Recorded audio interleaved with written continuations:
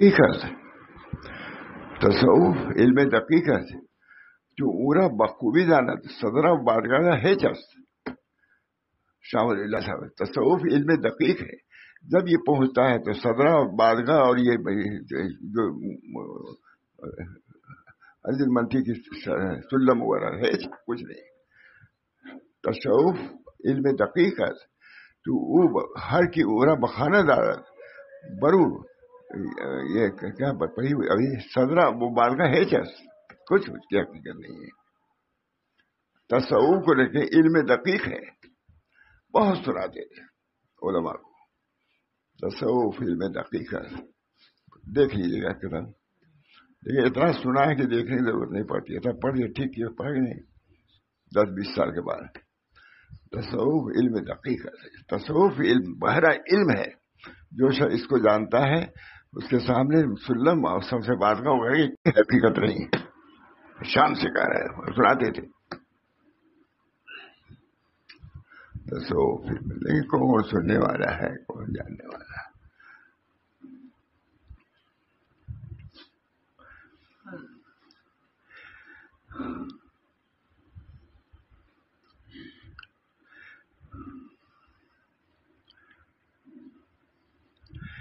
اب جو سامنے آیا وہی پر سنا رہا ہوں.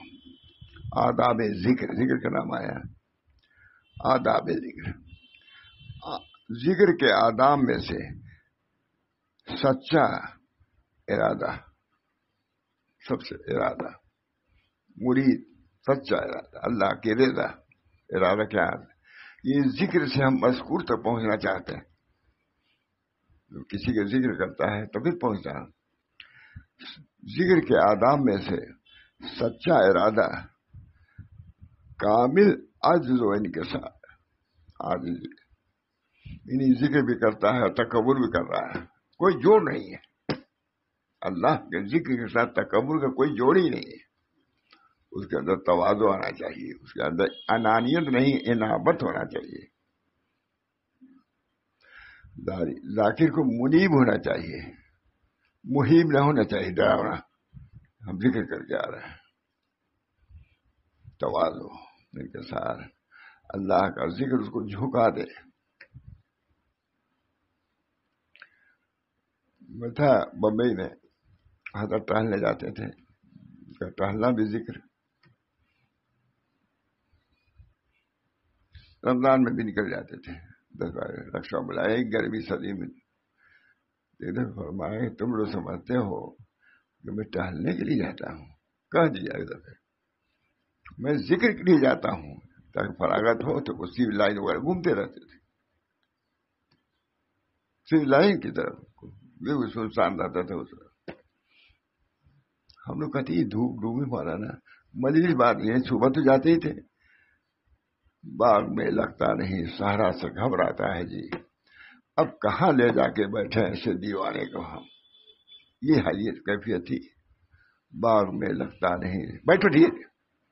باغ میں لگتا نہیں, سہارا سے گھبراتا ہے جی. اب کہاں لے جا کے بیٹھے ایسے دیوانے کو ہم. باغ میں لگتا رام دش ہے. باغ میں لگتا نہیں, سہارا سے گھبراتا ہے جی. اب کہاں لے جا کے بیٹھے ایسے دیوانے کو ہم. یہ حضرت کا حال تھا. کہتے تھے میں تو مولانا عبد الباری ندوی نے پوچھا کہ حضرت آپ تھانہ بھر میں رہے ہیں؟ کہا میں تو وہی زندگی کٹی. کہا میں نے تو نہیں دیکھا آپ کو. تو ان سے نہیں کہنے کی یاد, اب ان سے تو نہیں کہا. ہم نے کہا میں کوئی دکھلانے کے لیے تھوڑے گیا تھا کہ دیکھ لیا. بس سمجھ گئے, میں کوئی دکھلانے کے لیے. تھانہ محل میں رہتے تھے سارا سال, اور لوگوں نے پہچانا بھی نہیں مصطفی اللہ کون ہے.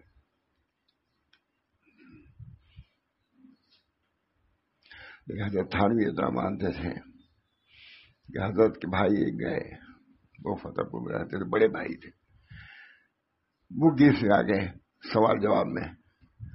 تو کسی نے کہا کہ حضرت یہ وسیع اللہ کے بھائی ہے. وہ فوراً چھوڑ دیا, کہا کہ اچھا بھائی ماں. کہا وسیع اللہ کے بھائی. حضرت کا حال یہی تھا, باغ میں لگتا نہیں. ہم لوگ جاتے تھے, کھانا کھایا, بات کہا, بیان کیا.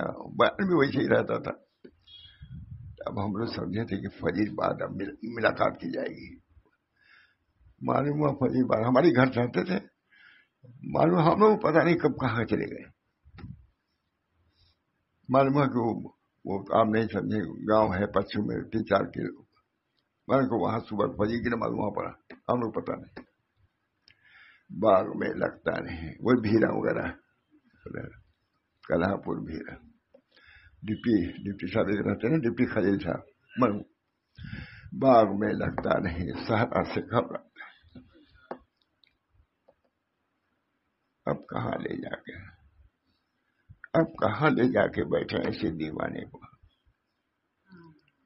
تھانے بول سے کبھی کبھی ہٹ جاتے تھے. کیا کیفیت بتائیے حضرت کی ہمارے، بالکل دیوانہ وہاں جذب کی کیفیت رہتی. باغ میں لگتا نہیں، صحرا سے گھبراتا ہے جی. اب کہاں لے جا کے بیٹھے ایسے دیوانے کو ہم. اب کہاں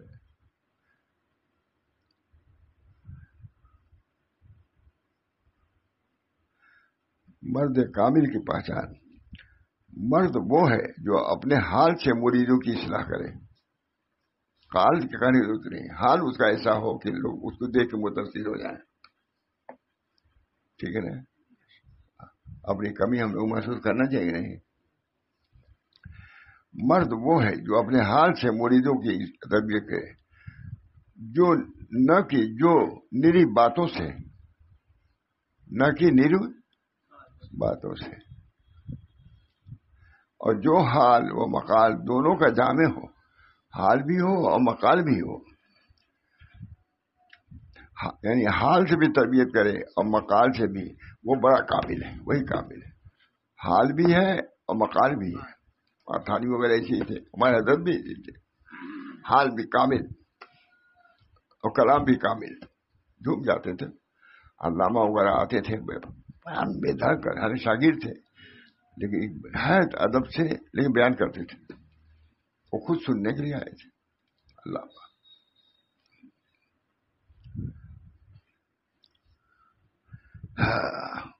ذکر کے آداب میں سے سچا ارادہ، ذکر کے آداب میں سے سب کے لیے ہے بچہ، صرف انہیں لوگ، سب پوری دنیا کے لیے یہ ہے. سنو تو ہے نہیں، کچھ نہیں، چلو وہاں پتہ چلے گا. اس وقت انانیت جو ہے، اس کی ضرورت نہیں، اس کی نہیں، یہ واجب نہیں، یہ فرض نہیں، وہاں پر ذکر کے آداب میں سے سچا ارادہ، کامل عزم و انکسار اور تمام عالم سے یکسو ہو جانا ہے. ذکر کے آداب.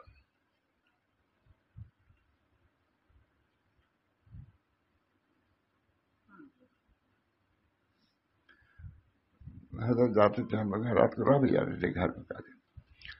تو کسی اور میں نے دیکھا حضرت کو کہ سجدے میں رو رہے تھے. میں کہا اچھا، اتنے بڑے بزرگ لوگ بھی روتے ہیں. یہ ہوتے تھے اسی وجہ سے اہتمام، سچا سجدے میں رو رہے تھے. ذکر کے آداب میں سے سچا اور کامل عجز و انکسار اور تمام عالم سے یکسو ہو جانا ہے. ابدیت کے قدم پر مضبوطی کے ساتھ کھڑا ہو جانا، یہ ابدیت ہے. ابدیت کے قدم پر، ٹھیک یہی ہے، ابدیت کے قدم پر مضبوطی کے ساتھ کھڑا ہونا اور جلال الہی کا لباس پہن لینا. جلال الہی کا لباس پہن لینا ہے. یہاں تک کہ ذکر کو اگر کوئی کافر بھی دیکھے، یہاں تک کہ اگر ذاکر کو کوئی کافر بھی دیکھے تو یقین ہو جائے کہ واقعی اللہ کو ماسوا سے الگ ہو کر رہا ہے، کہ وہ اللہ تعالیٰ کو، یہ اللہ تعالیٰ کو ماسوا سے الگ ہو کر دیکھ رہا ہے. سمجھے، ماسوا سے الگ ہو گیا ہے. میں ایک دوسرے ملک میں تھا، پورے یاد نہیں کیفیت، لیکن کچھ لوگ پڑھ رہے تھے نماز ایک سوئی کے ساتھ. تو وہاں کافی دیکھ رہے تھے کہ ہم میرے اتنے ایک سوئی سے نماز پڑھ، تعجب سے وہ لوگ دیکھ رہے تھے. اور دیکھتے سب کینیڈا کی بات ہے. مجھے اس وقت وہ لوگ اس تعجب سے دیکھ رہے تھے کہ اسی الہام میں یہ لوگ اللہ کی طرف متوجہ ہے. بھیڑ ہے، یہ جا رہا ہے، وہ جانتے ہی اسٹیشن پر ہوائی جہاز کے اس پر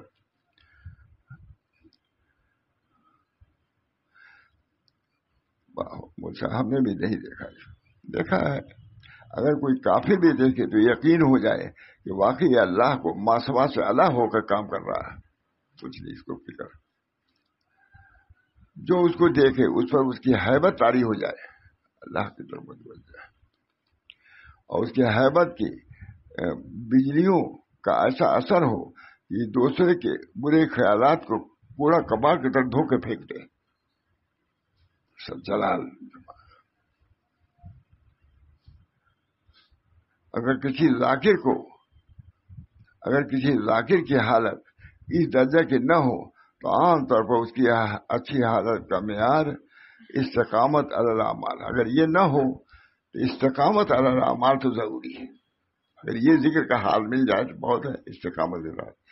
اگر سے استقامت علی الدین بڑی دولت ہے، اس کو بھی غنیمت سمجھو۔ ضبط اقوال، کیا استقامت دین کا مطلب اقوال کا ضبط، یہ نہیں کہ واہیات خرافات میں لگے رہو، سوچ سمجھ کے بولو، طریقے خراب بھی نہ بولو، دین تو دور۔ بہت عمدہ مسئلہ، میں نے بھی نہیں پڑھا تھا اس کو، سنایا ہے وہیں تک۔ کسی ذاکر کی حالت اس درجہ کے نہ ہو، واہ واہ واہ۔ پھر پڑھتا ہوں، ابدیت کے قدم پر مضبوطی کے ساتھ کھڑے ہو جاؤ۔ ابدیت کے، الوہیت نہیں، ابدیت کے قدم پر مضبوطی کے ساتھ کھڑا ہو۔ ابدیت کے ساتھ کھڑا ہونا جلال الہی کا لباس پہن لینا ہے۔ جلال الہی معلوم ہو کہ اللہ تعالی۔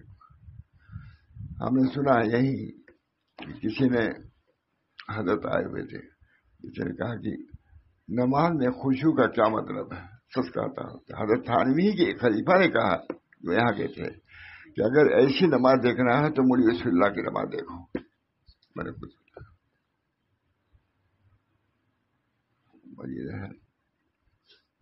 رسول اللہ وہاں کہیں معلوم ہوتا تھا کہ خبر نہیں کچھ حضرت۔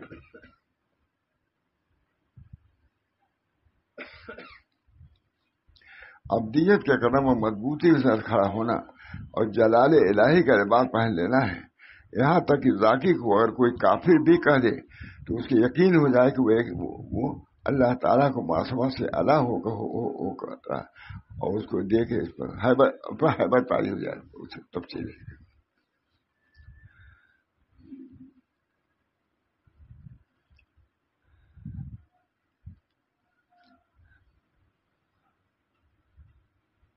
دوسروں کے برے خیالات کے کباڑ کو پورے کر کے پھینک دے۔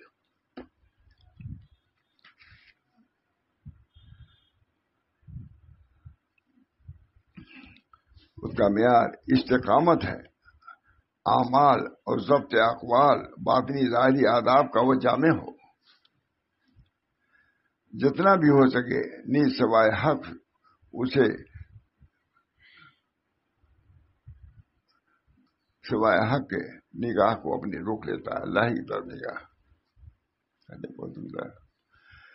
اللہ تعالیٰ ہم سب لوگوں کو ان حالات اور کیفیات سے بھی متکیف فرمائے۔ یہ سب ہو رہا ہے، یہ بھی تو ہونا چاہیے مجھے۔ اللہ تعالیٰ ہم سب لوگوں کو، جو خاص طور سے اس راہ میں جڑے ہوئے کسی درجے میں، اللہ تعالیٰ ان بزرگوں کی خصوصیات سے ہم لوگوں کو بھی بہرور فرمائے، ان کے صفات سے۔ اللہم صلی علی سیدنا نبی الأمی وعلی آلہ وصحبہ اجمعین۔ اللہم صلی علی سیدنا مولانا راس الذاکرین راس الواصلین وراس المتقین۔ ان کی برکت سے اللہ، ان کے حالات سے، ان کے کیفیات سے ہمارے قلوب کو بھی متکیف فرما دیجیے، اور اس کے ہی حال سے حصہ نصیب فرمائے۔ ربنا تقبل منا انک انت السمیع العلیم برحمتک یا ارحم الراحمین، بحرمت سیدنا نبی کریم صلی اللہ تعالی علیہ